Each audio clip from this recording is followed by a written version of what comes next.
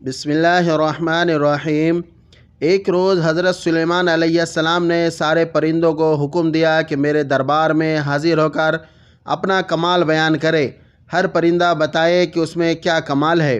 چنانچہ سب پرندے حاضر ہوئے، جن میں مور، کبوتر، ہدہد، کوا وغیرہ شامل ہے۔ سب اپنا اپنا کمال بیان کرنے لگے۔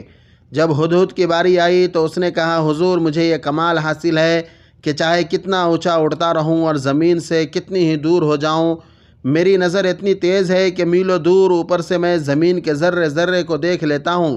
نہ صرف یہ کہ سطح زمین کی ہر چیز کو دیکھ لیتا ہوں، بلکہ زمین کے اندر جہاں پانی ہو وہ بھی دیکھ لیتا ہوں، اور پھر حضور اس پانی کا ذائقہ بھی معلوم کر لیتا ہوں، میٹھا ہے یا کڑوا۔ حضور آپ مجھے اپنے ساتھ رکھ لیجئے۔ آپ اپنے تخت پر تشریف فرما ہو کر ہوا پر سیر فرماتے ہوئے جہاں بھی جائے مجھے ساتھ لے چلے۔ میں زمین پر نگاہ رکھا کروں گا، جہاں بھی زمین کے اندر میٹھا پانی نظر آئے گا میں بتا دیا کروں گا۔ آپ اپنا تخت وہاں اتار کر دربار لگا لیجئے گا۔ حضرت سلیمان علیہ السلام اس کا یہ کمال سن کر بہت خوش ہوئے اور فرمایا، ہم نے تمہیں اپنے ساتھ رہنے کی اجازت دی۔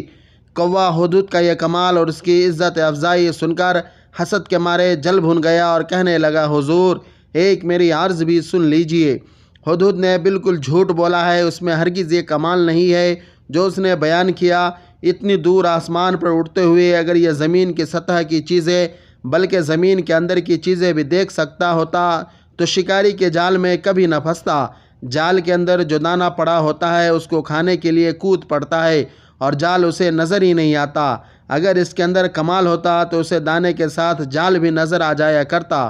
حضرت سلیمان علیہ السلام نے ہدہد سے فرمایا، سنا کوے کا اعتراض، تمہارے پاس اس کا کیا جواب ہے؟ ہدہد نے کہا، حضور یہ حاسد ہے اور حسد میں میرے کمال کا انکار کر رہا ہے۔ آپ میرا امتحان لے لیجئے۔ میں نے جو کچھ کہا ہے اگر صحیح نہ ہو تو ابھی میرا سر تن سے جدا کر دیجئے۔ حضور نظر تو میری واقعی تیز ہے، لیکن جب اس پر قضا کا پردہ پڑ جاتا ہے تو پھر مجھے جال نظر نہیں آتا۔ اس حاسد کو میرے کمال پر اعتراض کرنا تو سوجھا، لیکن اسے تقدیر و قضا کی حقیقت نہ سوجھی۔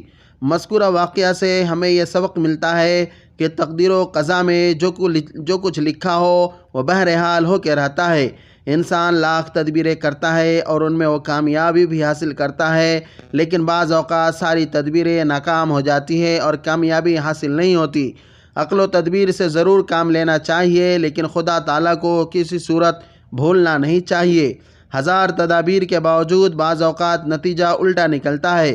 اس میں انسان کے لیے ایک تنبیہ ہے کہ تم صرف اپنی عقل و تدبیر ہی پر بھروسہ نہ رکھنا۔ ایک طاقت ایسی بھی ہے جو تمہاری تمام تدابیر کے ہوتے ہوئے بھی تمہیں کامیاب نہیں ہونے دیتی، اور وہ خدا ہے۔ دیکھیے آج ہوائی جہازوں، ریلوں اور بسوں کے جو حادثات ہوتے ہیں، حالانکہ ہوائی جہازوں، بحری جہازوں اور ریلوے کے اس ترقی کے دور میں اتنے اعلیٰ اور مکمل انتظامات ہیں تاکہ کوئی حادثہ نہ ہونے پائے، باوجود ان مکمل تدابیر کے پھر بھی جو حادثے واقع ہو جاتے ہیں، بحری جہاز ڈوب جاتے ہیں، ہوائی جہاز گر پڑتے ہیں، ریلوں کی ٹکڑیاں ہو جاتی ہے، یہ سب باتیں اس بات کی دلیل ہے کہ ایک ہستی سب سے بلند و بالا اور سب سے بڑی طاقت والی بھی ہے، جو ان تدابیر کے ہوتے ہوئے بھی جو چاہے کر سکتی ہے۔ تمہاری تدبیریں دھری کی دھری رہ جاتی ہے اور خدا کی تقدیر غالب آ جاتی ہے۔ اس لیے خدا تعالیٰ نے فرمایا ہے کہ کسی سواری پر بھی بیٹھو تو مجھے مت بھولو، اور یہ پڑھ لیا کرو، سبحان الذی سخر لنا ھذا وما کنا لہ مقرنین۔ مگر آج کل اس مادی دور میں اپنی عقل و تدابیر پر تو بے حد ناز ہے اور خدا پر نظر ہی نہیں۔ یہی وجہ ہے کہ ان دنوں حادثوں کی کثرت ہے۔ ان دانشوروں کی عقلوں پر آج کچھ ایسے پردے پڑ گئے ہیں کہ مغربی تہذیب کے جال میں انہیں ترقی کا دانہ تو نظر آ گیا، مگر وہ جال نظر نہ آیا جن میں یہ پھنس کر الحاد کی چھری سے ذبح کر دیے گئے۔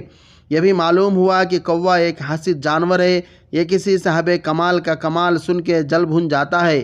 اسی طرح جو لوگ انبیاء کرام علیہ السلام اور اولیاء کرام کے حالات سن کر جل بھن جاتے ہیں، وہ بھی گویا کوے کی مانند ہے۔ آج کے لیے بس اتنا ہی۔ خدا حافظ۔